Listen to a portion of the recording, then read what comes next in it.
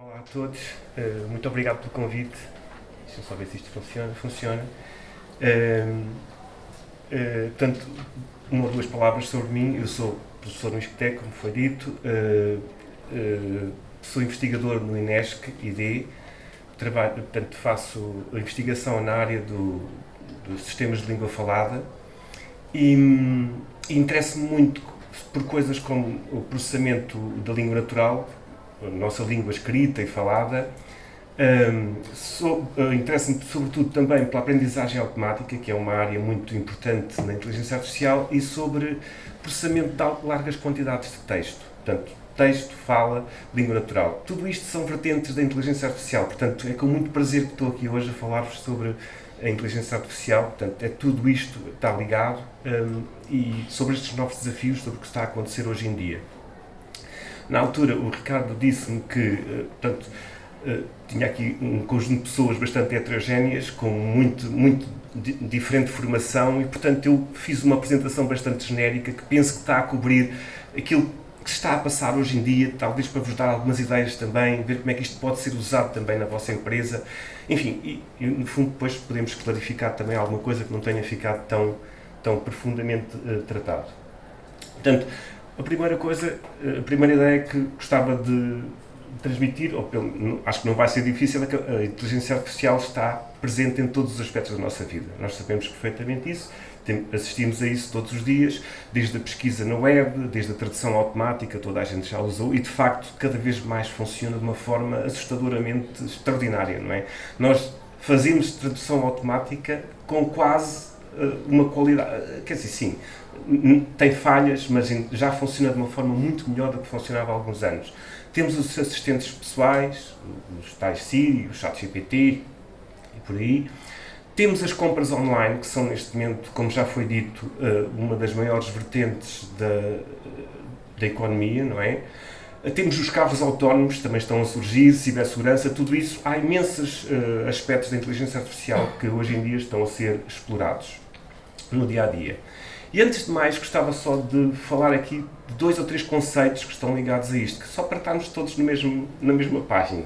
Portanto, uma coisa, o que é a inteligência artificial? Portanto, é uma área de estudo ligada às ciências de computação. Há quem diga, aliás, que é uma sub-área das ciências de computação, e cuja ideia é estar ligada à criação de sistemas inteligentes, isto é, que aprendem e podem agir de forma autónoma, de certa medida. Portanto, a ideia é, fornece os métodos e a teoria para podermos criar máquinas que pensam e agem como humanos. E temos alguns exemplos, por exemplo, o reconhecimento de fala, a tradução automática, como já vimos. Portanto, e um outro conceito que está muito ligado a isto é a aprendizagem automática. Muitas vezes se confunde aprendizagem automática com a inteligência artificial. Portanto, a aprendizagem automática, machine learning, é uma componente muito grande da inteligência artificial, e a ideia é permitir aos computadores aprenderem sem serem explicitamente programados. Okay? Não há aqui programação. Como é que isto é feito? É feito da seguinte maneira. Nós criamos modelos que vão aprender com dados já conhecidos e depois tentam fazer previsões em novos dados, com características semelhantes. A ideia é exatamente esta. Para aqueles que estão assim um bocadinho mais por dentro da inteligência artificial, já ouviram certamente falar do Deep Learning, não é? O Deep Learning, só falo disto porque são 3 conceitos importantes que estão aqui ligados. O que é o Deep Learning? É a utilização de redes neuronais muito mais complexas, mais profundas, que permitem lidar com padrões muito mais complexos. Até alguns anos, há 20 anos atrás, já se usavam redes neuronais, mas só se conseguiam criar redes neuronais simples com 1 a 2 camadas, seja lá o que isto for das camadas. Hoje em dia, conseguem-se criar redes neuronais com 50, 100, 300, 700 camadas, que é uma coisa absolutamente impensável. E isto permite criar aquilo que nós hoje temos aí de sistemas absolutamente extraordinários, como, por exemplo, o ChatGPT ou o BART. Portanto, eu agora começava por vos dar uma panorâmica do que é que há de ferramentas na inteligência artificial, que tipos de inteligência artificial é que há, e uma das primeiras, das mais influentes no dia de hoje, uma das mais presentes, é a aprendizagem supervisionada. Já tem muito tempo de existência, mas é daquelas que é mais usada hoje em dia. Já vou falar um bocadinho mais sobre isto. e recentemente apareceram as potencialidades da IA generativa, que já também era conhecida há muito tempo, mas não se percebia muito bem como é que se podia usar. E hoje em dia começa-se a conseguir compreender muito melhor como é que isto funciona. E para aqueles que também são um bocadinho mais entendentes nisto, acrescento aqui mais 2 tipos, aprendizagem não supervisionada e por reforço, que são só por uma questão de completude e completar aqui um bocadinho também o panorama geral, mas eu não vou falar sobre elas nesta apresentação. Portanto, nesta apresentação vou falar sobretudo da aprendizagem supervisionada, mostrar-vos como é que isto funciona, e depois da inteligência artificial generativa, que é aquilo que é mais recente e que traz também mais um leque de possibilidades. Portanto, sobre a aprendizagem supervisionada, a ideia é usarmos um conjunto de dados que tem basicamente entradas e uma saída associada. Entradas e saídas. Não é? E a ideia é que um algoritmo de aprendizagem supervisionada vai aprender automaticamente a relacionar as entradas com as saídas. E depois pode fazer previsões sobre novas entradas. Ou seja, isto faz uma espécie de generalização. Okay? Vamos ver um exemplo. Se tivermos uma tabela com dados com características sobre pessoas e tivermos uma coluna que são as saídas, portanto, as entradas são as características das pessoas e uma coluna que é a saída, que tem ali a possibilidade da pessoa ter um ataque cardíaco. Portanto, desculpem, de outra maneira, temos aqui um histórico de pessoas com determinadas propriedades e depois se tiveram ou não um ataque, um AVC. Pronto. E a ideia é, um algoritmo vai olhar para estas propriedades, que são as entradas, vai olhar para as saídas correspondentes e vai conseguir relacionar estas entradas com as saídas. E no futuro, quando houver uma nova situação, ele vai conseguir dar-nos a probabilidade de a pessoa ter ou não um AVC. Isto é um exemplo muito concreto. Um outro exemplo, por exemplo, é termos reviews sobre vídeos, sobre filmes, sobre restaurantes, sobre hotéis, sobre uma coisa muito presente também hoje em dia nas redes sociais, e atribuirmos um sentimento ou uma emoção ou qualquer coisa ligada a cada uma das reviews. Portanto, isto é uma tarefa muito conhecida na inteligência artificial e pronto, vou falar um bocadinho também como é que se consegue fazer isto. Ou seja, por um lado, podemos dar as características de uma pessoa e saber se a pessoa tem probabilidade de ter um AVC ou não. Por outro, podemos dar, por exemplo, um e-mail e tentar compreender se o mail é ou não spam de uma forma automática. Podemos ter vários tipos de publicidade e informação sobre uma determinada pessoa e saber se a publicidade é ou não adequada a essa pessoa. E isso também é feito exatamente com estes algoritmos de aprendizagem supervisionada. Outro exemplo, damos as características de uma pessoa e tentamos perceber qual é o departamento em que a pessoa pode atuar de uma forma mais à vontade, não é? Mais adequado. E por aí além. Portanto, eu posso dar imensos exemplos. O que é que eu quero dizer com isto? Isto é transversal, é genérico e tem utilidade para múltiplas aplicações. Isto é uma ideia importante. Eu já vou falar um bocadinho mais sobre ela a seguir. Portanto, vou-vos dar um exemplo mais concreto de como é que isto funciona com as reviews do restaurante. Imaginem que queremos fazer um sistema de classificação de reviews de restaurantes. Encontramos um conjunto de reviews, não é? Neste momento temos aqui 3, mas tem de ser muito mais, obviamente, não é? E temos de classificar essas reviews tal e qual como o nosso algoritmo iria fazer a seguir, ok? E o que nós fazemos é, portanto, tudo isto que eu acabei de falar consiste em criar dados classificados. O que é que fazemos a seguir? Criamos um modelo, treinamos o modelo usando um algoritmo qualquer. Por exemplo, pode ser um algoritmo mais clássico ou pode ser uma coisa mais recente, como as tais redes neuronais, deep learning e coisas que eu já vou falar mais a seguir. E no final, colocamos o modelo em produção. Portanto, este é sempre o processo que é usado para criar um sistema destes. Criamos dados etiquetados, treinamos o modelo e aplicamos. Só que uma das coisas que se tem visto ao longo dos anos sempre é que quanto mais dados nós usamos, melhor temos desempenho. O desempenho aumenta consoante a quantidade de dados. Mas uma coisa que se foi vendo há 10, 15 anos atrás era que quando se começaram a conseguir encontrar muito mais dados, havia uma altura em que os modelos saturam, não conseguem subir um bocadinho o seu desempenho. Mas, recentemente, começaram-se a encontrar formas de criar modelos muito maiores. E começou-se a descobrir e a verificar que quando nós temos modelos muito grandes, o desempenho continua a subir. Continua a acompanhar a quantidade de dados que nós cada vez vamos tendo mais. Reparem que nos últimos anos nós temos uma produção de dados, se calhar, 1000 vezes, 10 vezes superior àquela que tínhamos há 5 ou 6 anos atrás. Portanto, cada vez mais há uma produção de dados iminente, não é? E isto leva a que se produzam modelos cada vez maiores. Mas isto é difícil, porque é preciso máquinas com grande capacidade para fazer isso. Mas em 2017 houve um artigo que foi publicado, que é o Attention, que tem este título muito engraçado, Attention is all you need, que foi disruptivo, completamente disruptivo. Conseguiu fazer com que pudéssemos criar modelos muito maiores e muito mais eficientemente. E a partir daí, vejam o que aconteceu. Nós temos ali um modelo, não sei se isto aponta, não aponta. Aponta. Vê-se, não se. Temos aqui este modelo, que foi o primeiro modelo criado com estes transformadores e que tem 340 milhões de parâmetros, seja lá o que isso for. E 2 anos depois, vejam, temos ali um BERT, ou o GPT-3, estão a ver ali lá em cima, 175 mil. Okay. Temos um modelo 500 vezes superior, 500 vezes mais maior do que aquele original. E o anterior já era muito difícil de treinar. Imaginem, portanto, isto, a dimensão. Só para vocês terem uma ideia, aqui está outra representação. E vocês podem ver, por exemplo, ali o BERT no canto superior esquerdo, que é aquele primeiro inicial, das 340 milhões de parâmetros, e podem ver o GPT-3 aqui deste lado, com 175 mil milhões de parâmetros. Uma coisa extraordinária. E agora, para vocês terem uma ideia do que é que são estes números, pensem, uma mosca da fruta tem cerca de 100 milhões de sinapses, ou seja, ligações entre neurónios no cérebro.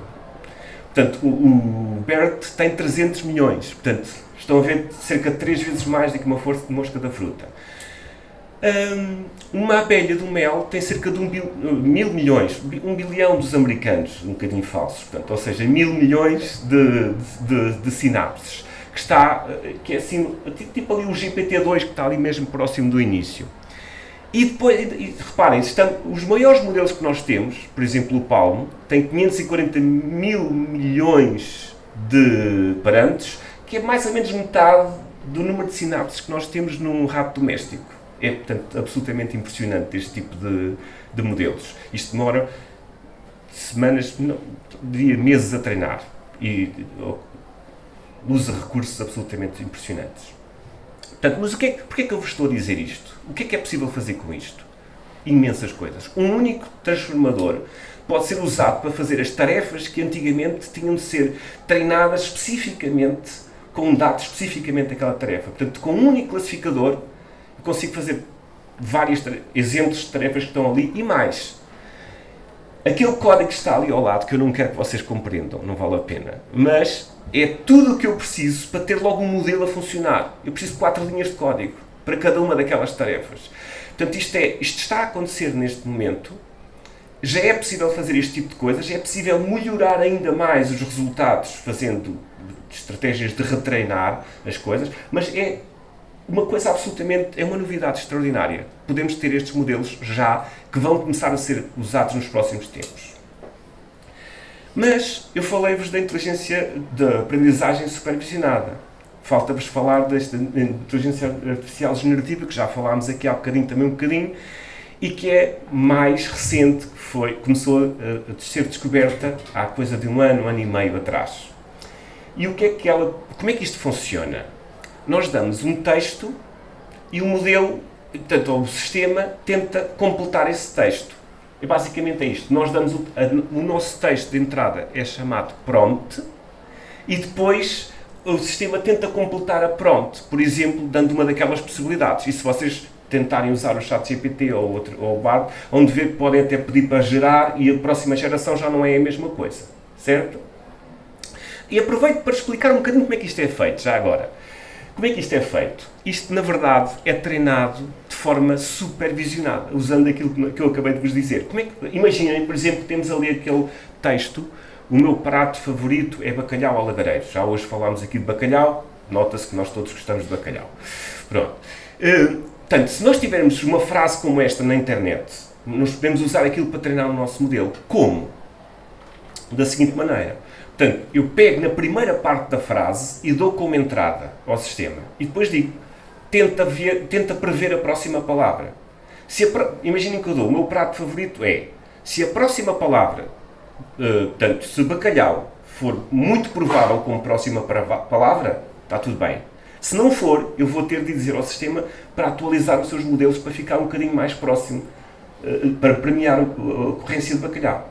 Depois, a seguir, pego na palavra bacalhau, junto à frase anterior e agora digo, tenta adivinhar a próxima. E faço exatamente este processo iterativamente. E agora vou tentar perceber se a palavra A é altamente provável ou não. Se não for, ajusto. Se for, deixo estar. E por aí além. E com isto, imaginem, eu usei esta frase que na verdade chama-se isto self-supervised, porque eu na verdade consigo fazer tudo de forma automática. Eu já sei qual é a verdade e estou a treinar o meu modelo usando a internet toda se quiser.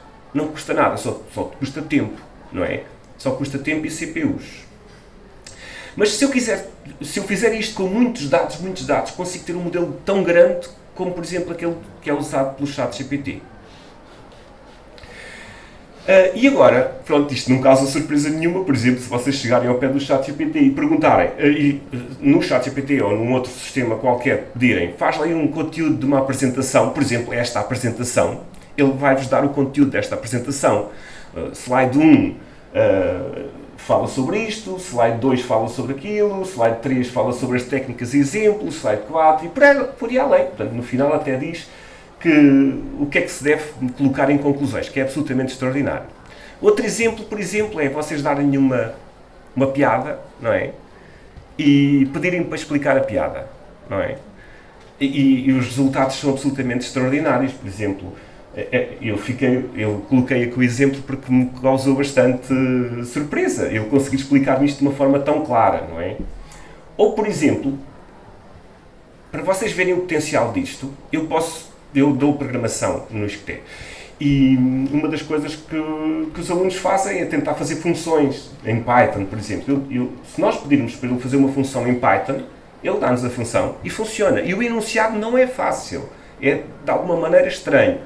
Não é uma coisa imediata. Mas mais, até nos diz como é que vamos usar aquilo e até nos diz o resultado se nós tivermos aquela lista e aquele número, o que é que vai acontecer. É mesmo muito engraçado. Portanto, é surpreendente. Agora, nós já estamos habituados a isto, mas no início isto foi mesmo disruptivo, não é? Outro exemplo, eu faço parte da organização de uma escola de verão sobre Machine Learning. Já vamos na 13ª edição e eu sou o responsável por fazer a comunicação com as pessoas que estão... Enfim, é aquele trabalho que alguém tem de fazer. Pronto, e imaginem a quantidade de mails a que eu tenho de responder. É mesmo... Pronto, às vezes é um trabalho chato, tem de ser feito todos os dias com muita paciência.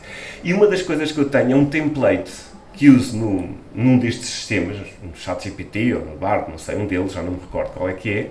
E basicamente o que eu faço é, coloco o e-mail da pessoa que mandou o e-mail, o conteúdo do e-mail que a pessoa mandou, faço um pequeno draft daquilo que quer escrever e depois digo, gera-me um e-mail para eu enviar à pessoa. E eu descobri que o ChatGPT ou o Bard conseguem ser muito mais diplomáticos do que eu. Conseguem responder de uma forma super clara. Claro, atenção, já há pouco foi dito que é preciso ter muito cuidado com o que é gerado com um sistema destes, porque pode nos dar resultados que são factualmente errados, não é? E, aliás, é sobre isso que eu falo a seguir. Na verdade, estes modelos não sabem o que estão a dizer, na verdade, não é? Eles, na verdade, geram a próxima palavra com base em probabilidades. Só que a particularidade destes modelos é que são muito bons a capturar longas distâncias. Portanto, eles conseguem fazer uma coisa com muito sentido e manter a coerência ao longo de um tamanho muito grande de resposta. Mas eles, por vezes, diz que têm alucinações. Alucinam, portanto, é uma palavra muito engraçada para descrever o que acontece. O que é que significa isto? Eles dizem coisas que parecem absolutamente corretas, mas que são factualmente erradas. E isto acontece mais vezes do que vocês podem imaginar. E, portanto, é fundamental perceber o que estamos a falar, o que estamos a discutir, o que estamos a tratar, para conseguirmos, para evitarmos sermos enganados por ideias erradas, não é?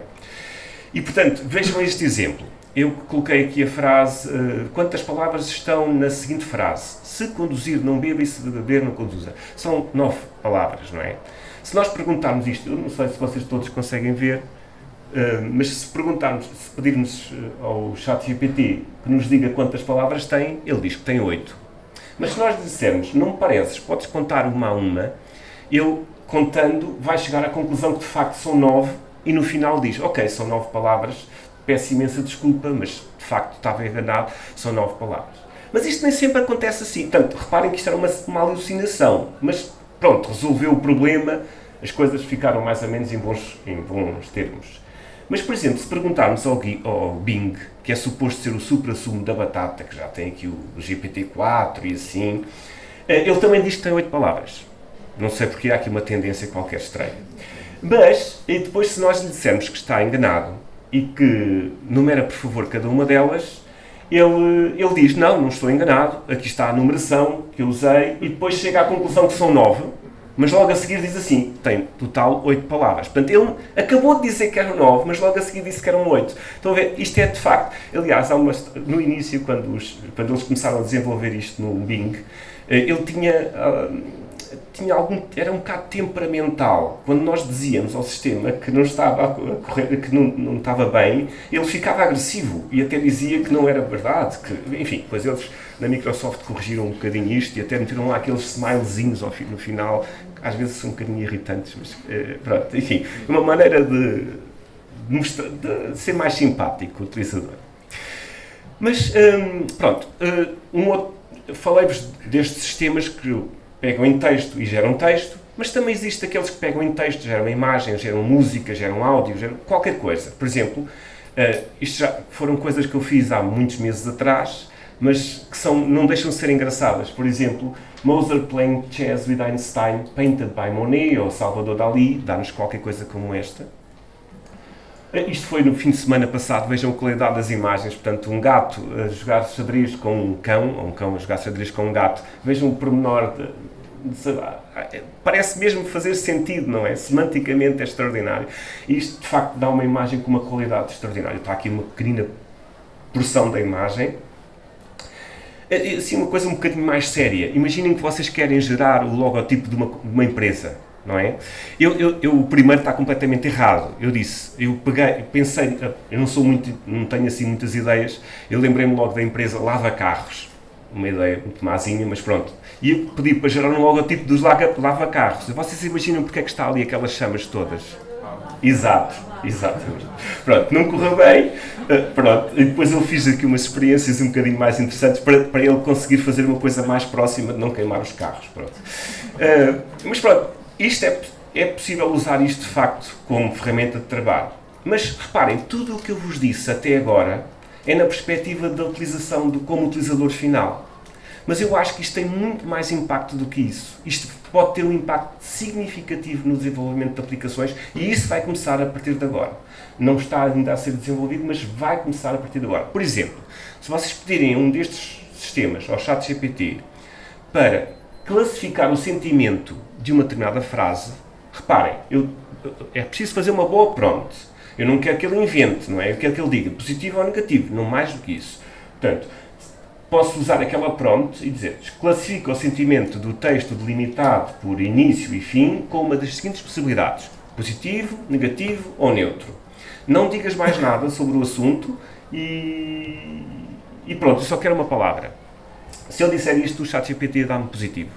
Se eu fizer exatamente o mesmo template, mas lhe der outra palavra, outra frase a seguir, ele também consegue classificar aquilo e dizer que é negativo. Portanto, ou seja, eu usando um template é só substituir a frase e consigo ter aqui um sistema de classificação. Ok? Mas, se eu quiser fazer isto em código, desculpem lá, mas vou-vos mostrar um bocadinho de código. Isto é um preâmbulo que tem de ser feito sempre. Estamos aqui a definir, importar as bibliotecas, tem ali uma funçãozinha get completion. E o que é que eu preciso de fazer para correr isto em código? Só preciso fazer isto. Crio uma variável prompt, onde meto exatamente o que eu tinha colocado há bocadinho. Okay? Chamo a função get completion, cá em baixo, esta coisa que está aqui, e o resultado aparece como positivo. Ok? Portanto, tudo o que eu preciso para criar um sistema de análise de sentimento para reviews de restaurantes ou de qualquer outra coisa é escrever este código que está aqui. Não é? Mais nada. Isto era coisas... Portanto, vejam só isto. Lembram-se do exemplo de há bocadinho do restaurante, das reviews do restaurante, que é que se eu quiser fazer um sistema daqueles, eu tenho de obter os dados e classificá-los. Isto demora 1, 2, 3 meses. Não é? Se eu quiser treinar um modelo, demora-me 3, 4, 5 meses. Se eu quiser fazer o deployment, colocar em produção, 3, 4 meses também. Ou seja, o tempo razoável para colocar um modelo destes a funcionar é entre 6 a 12 meses. E isto é uma coisa realista. Com prompt, consegue-se fazer as coisas em dias ou talvez semanas. Portanto, não vejo muita gente ainda a aproveitar isto. Acho que ainda não ganhou assim o hype, não é? Mas isto vai começar a acontecer nos próximos tempos. Isto vai ser uma altura muito interessante, porque nós vamos começar a ver emergir muitas coisas que não imaginávamos que pudessem ser feitas. Vão haver, de certeza, muitos casos espetaculares, que é aquilo que eu vou falar agora a seguir, que podemos explorar com estas tecnologias. E agora, deixa-me mostrar-vos uma coisa. Neste momento, isto é o que eu acho que é o valor da inteligência artificial nos dias de hoje. Ou seja, nós temos ali a aprendizagem supervisionada, que vale centenas de milhões de euros. Centenas de milhares de milhões de euros, diria eu. Okay? Por exemplo, em empresas como a Google, a Amazon, a Alibaba, tudo isso vale, portanto, tem um valor imenso. Há milhões de pessoas a fazerem sistemas de aprendizagem supervisionada. Há grandes desenvolvimentos recentes e, portanto, está a crescer em bom ritmo. Por outro lado, temos ali a inteligência artificial generativa que está agora a começar, não é? Mas tem um grande potencial e abre portas a coisas que não era possível fazermos anteriormente. Há investimento de capital, as empresas estão interessadas em explorar possíveis aplicações com isto e há muitos programadores com interesse em fazer coisas nesta linha. Portanto, o que é que vai acontecer daqui a 3 anos? Daqui a 2, 3 anos? Vai acontecer isto. Acho que isto é a minha perspectiva, atenção, a minha visão. Portanto, a aprendizagem supervisionada vai continuar a crescer a um ritmo bastante bom e vai continuar a ser o tipo de inteligência artificial mais utilizado. A inteligência artificial generativa vai ter um boom gigantesco, porque vai ter um grande potencial para criar aplicações de uma forma muito mais rápida. E as outras, quer dizer, também vão crescer, mas é diferente. Estas são aquelas que realmente vão ser o core da inteligência artificial nas nossas vidas. Agora, deixa-me só terminar esta ideia com uma última tendência que eu acho que também é importante explorar, que é o seguinte: se vocês pegarem todos os projetos de inteligência artificial que existem hoje e todos os que existem e que têm potencial para usar a inteligência artificial, mas que não usam neste momento porque é difícil a adaptação, se vocês pegarem estes projetos todos e ordenarem esses projetos por ordem decrescente de valor, deste lado, do lado esquerdo, temos aqui os grandes projetos das grandes empresas multinacionais, de recomendação de produtos em comércio eletrónico, Amazon, Alibaba, essas coisas todas. Temos as publicidades online, temos a procura web na Google e no Bing, não é? E por outro lado, temos aqui deste lado, naquela longa cauda, imensos projetos com muito interesse, com grande potencial para usar a IA, mas que é muito difícil, tem sido muito difícil até agora as pessoas conseguirem adaptar a IA a essa realidade. Porquê? Porque é muito difícil adaptar às necessidades do projeto, não é? O que é que eu acho que vai acontecer nos próximos tempos? A comunidade da inteligência artificial tem criado ferramentas que começam a ser cada vez mais usáveis e mais fáceis de parametrizar. Portanto, vai haver, nos próximos tempos, a oportunidade para implementar muitos destes sistemas com com uma quantidade muito menor de código, como nós até já vimos, explorando os modelos de linguagem grandes, os Large Language Models, ok? E até a prompting, que nós falámos ainda há pouquinho, não é? Portanto, tudo isto vai permitir que seja possível explorar estes novos casos, estes novos projetos, que são de 1 milhão, 2 milhões, coisas muito mais pequeninas, mas com grande potencial, e onde estão realmente os casos com interesse, não é? E acho que vai abrir aqui um conjunto de oportunidades que eu acho que vai ser um desafio muito giro de se ver. Reparem, hoje em dia a inteligência artificial é usada nas empresas de tecnologia e nas empresas de consumo eletrónico, basicamente, na internet. Não mais do que isso. Todos os outros casos mais interessantes estão nas outras empresas, nos outros casos, não é? Que ainda falta explorar hoje em dia. Portanto, bem, hoje em dia o que é que temos de ferramentas? Já falámos das interações em linguagem natural, não vou falar muito mais sobre isso, criação e edição de imagens, reconhecimento de fala, não falámos. Por exemplo, eu agora tenho estado a trabalhar com um aluno de mestrado que está a desenvolver um sistema de transcrição de debates na Assembleia da República. Está a fazer tudo com ferramentas gratuitas, uma coisa que é feita com imenso custo de pessoal, com muitas pessoas ao mesmo tempo tentar fazer transcrições manuais. Ele está a conseguir fazer coisas mais próximas do resultado final de forma quase completamente automática. Isto, quer dizer, vocês podem dizer, ok, isto tem uma implicação um bocadinho negativa. Tem, é verdade. Mas permite que nós possamos fazer mais tratamento de coisas que não podíamos fazer até agora. Não é? Temos também assistentes de programação. Enfim, estão a ser desenvolvidas muitas ferramentas que começam a ser muito interessante a utilização da inteligência artificial de forma absolutamente fácil, não é? Claro que isto não é acompanhado, tem de ser acompanhado com alguns riscos e desafios, que é importante também mencionar. Portanto, reparem, uma das coisas que eu disse há bocadinho é que estes sistemas geram conteúdos que são factualmente errados, muitas vezes, não é? Portanto, isto pode contribuir para um aumento de desinformação. E isso já acontece hoje em dia. Eu começo a reparar nos meus e-mails que vejo e-mails muito mais bem feitos e que são spam e que me estão a tentar enganar. E agora já não os consigo detectar como detectava há 5 anos atrás. Era muito fácil, não é? Agora já é mais difícil. Podem também ser usadas estas ferramentas para criar conteúdo muito prejudicial, por exemplo, imagens ou vídeos com violência, envolvendo uma pessoa, e às vezes tudo isto é fake, não é? Portanto, basicamente, a ideia é sediar ou intimidar alguém, e isto é uma realidade que nós vamos começar a enfrentar nos próximos tempos. Também temos um outro problema que também já aqui foi mencionado, que é o facto destes sistemas serem treinados com dados que na verdade são reflexo dos nossos preconceitos. Ou seja, estes próprios sistemas podem ser tendenciosos e preconceituosos para algumas das comunidades e, portanto, tratá-las de forma desigual, discriminatória e serem prejudiciais a essas comunidades. Isso já há muitos estudos neste momento e muita informação sobre isso. Também podem violar os dados pessoais, porque eles processam todo o tipo de dados e, portanto, isto também é um problema. Não se esqueçam que a Itália proibiu o uso do ChatGPT em abril deste ano, quando ainda não se conhecia muito esta tecnologia. Hoje em dia estamos mais habituados, mas o problema mantém-se, não é? Nós ainda não sabemos muito bem o que é que vai acontecer nos próximos tempos, não é? Na altura, a reação deles foi impedir que fosse usado. 3 semanas depois voltaram a permitir, mas não há dúvida que foi um marco importante. Não se esqueçam também que estes sistemas que nós estamos a usar publicamente disponíveis são privados, são da Google ou são da OpenAI, portanto eles estão a obter os nossos dados. Cuidado com a utilização de dados sensíveis. Se caminharmos no caminho de termos sistemas autónomos, vejam que isto pode ter o problema de... podemos ter consequências significativas para as pessoas, porque eles podem tomar decisões enviesadas, não é? E isso, acima de tudo, eu acho que um dos problemas maiores que ainda temos e que vamos ter dificuldade em acompanhar é a falta de regulamentação.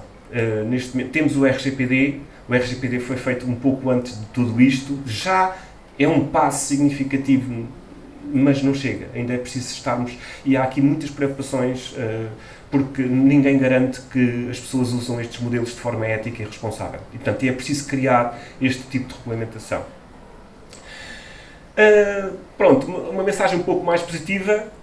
Portanto, eu antes de vir, há umas semanas atrás, estava a olhar um bocadinho para isto e estava a ver o que é que tinha sido desenvolvido de novas aplicações e que podiam ser interessantes para uma empresa. E eu deparei-me com duas que trago aqui como exemplo, que eu acho que são exemplos paradigmáticos, mas muito simples de coisas que se podem começar a fazer. Por exemplo, há esta empresa, que eu não menciono aqui, está ali, aliás, está ali embaixo o link, depois se quiserem posso-vos dar os slides, que se propõe a criar o vosso próprio chat GPT. Qual é a ideia aqui? Portanto, a ideia é que fornece-vos 3 etapas. Uma em que vocês submetem os documentos da vossa empresa para lá. Atenção, eu imagino que eles tenham aqui coisas de segurança, e têm, não é? Portanto, submetem os documentos da empresa, depois parametrizam o sistema de forma a ser mais ou menos conservador, mais ou menos querem otimizar o desempenho, querem otimizar a assertividade, enfim. Portanto, vocês parametrizam isso e depois, basicamente, a única coisa que nós fazemos é perguntas sobre os nossos documentos. Eu recordo-me de há uns meses atrás, um estudante veio falar comigo, neste momento é dirigente de uma empresa, portanto, todo o tempo foi passado para a empresa, enfim. Mas na altura, uma das coisas que eu gostava de fazer no doutoramento era exatamente criar um sistema destes. Portanto, ele trabalha numa empresa que tem imensa documentação, é uma multinacional, e ninguém consegue perceber onde é que estão os documentos, onde é que está a informação naqueles documentos todos. E o que ele queria fazer era um sistema qualquer que conseguisse pegar nestes documentos todos e a pessoa pudesse fazer perguntas ao sistema. E é exatamente o que estes senhores estão aqui a fazer, não é? Estão a tirar partido do ChatGPT, basicamente para isso. Aquilo que era quase impossível fazer há 3 anos atrás, hoje em dia é fácil, porque é só usar o sistema que já está feito. Um outro sistema muito engraçado, o interface é só este, basicamente é o chatpdf.com, só submetem lá um PDF, e isto para mim é particularmente útil. Por exemplo, eu submeti este paper, que por acaso foi escrito comigo, por mim e por uma aluna minha, só para saber o que é que lá estava, quer dizer, assim pelo menos eu consigo avaliar as respostas que ele me dá. O paper tem 14 páginas, eu faço perguntas ao sistema e ele responde-me com uma assertividade assustadora. É uma coisa extraordinária. Portanto, isto pode simplificar a vida da pessoa que está a tentar estudar documentos, sei lá, imaginem aqueles relatórios sobre sustentabilidade de 140 páginas. Enfim, podem trabalhar muito mais facilmente com uma ferramenta destas, não é? Isto é tirar partido do ChatGPT, não é? Uma coisa que me preocupava muito até há pouco tempo era o facto de isto não ser muito democrático, porque nós temos de facto o ChatGPT, temos o Bard, são coisas muito privadas, nós estamos a fornecer os nossos dados, então e depois? Não há outros sistemas que nós possamos usar? Bem, a Meta, portanto, que é aquela empresa da Facebook, fez uma coisa que eu acho que é muito meritória, que foi fazer um sistema que funciona tão bem ou melhor do que os outros, mas que disponibilizou publicamente. Ou seja, neste momento já não dependemos destes outros sistemas para coisas que nós queiramos fazer e que podemos adaptar para a nossa empresa. Pode ter custos, obviamente, mas é uma coisa que portanto, passa a ser nossa, passa a ser do domínio da empresa, não é? Não precisamos de enviar dados para lado nenhum. E este modelo Llama, foi o que eles criaram, deu já origem a mais uns tantos modelos que cada um deles tem as suas características espetaculares, mas cada um deles agora consegue fornecer serviços que até agora só podiam ser feitos com o ChatGPT e com o Bard, e agora podemos fazê-los com estes serviços, podemos usar no nosso próprio computador. Por exemplo, eu descobri há pouco tempo que há um site, este WebLLM, portanto WebLLM, que permite usar cada um destes modelos no nosso próprio browser. Nós vamos lá, está ali o endereço web, vocês escolhem qual é o modelo e agora podem interagir com aquele sistema, mas no vosso próprio computador. Não é preciso mandarem coisas para as empresas. Podem fazer interação diretamente no vosso computador, só para experimentarem, por exemplo. Isto lá está mais um exemplo daquele consumer system, não é? Mas pronto, começa a ser mais democrático agora. Isto é uma coisa muito importante. Acho que é aquilo que faltava para nós começarmos a poder usar isto também no desenvolvimento de aplicações. E pronto. Portanto, concluo só com este último slide. Portanto, o que é que eu gostava de de vos passar como mensagem desta apresentação toda. Primeiro é que as tecnologias de IA são versáteis, são aplicáveis, são transversais aos vários domínios e podem ser exploradas num conjunto de tarefas muito vasto, não é? Depois, a aprendizagem supervisionada tem tido imensos avanços, é a coisa mais significativa na inteligência artificial, e esses avanços vão continuar a verificar-se, ela vai continuar a ter um papel muito ativo na nossa sociedade. Em terceiro lugar, a inteligência artificial generativa está aí, abre um leque muito grande de oportunidades, coisas que não se conseguiam fazer antes, e, portanto, vai ainda tem um potencial de criar ainda mais coisas, não é? E, finalmente, acho que o desenvolvimento de aplicações, que é uma coisa que não está ainda a ser muito explorada, sobretudo com estes últimos modelos, vai criar a curto prazo, diria 2, 3 anos, um leque de aplicações com potencial para criar mesmo muito valor de longo prazo, de longo termo. Okay? Portanto, isso é uma coisa também muito significativa. Portanto, há aqui que encontrar os diversos casos de uso, que são aqueles que vocês têm na vossa empresa, que são esses que realmente são interessantes, e adaptar as ferramentas para esses casos de uso. E pronto, era isso. Muito obrigado.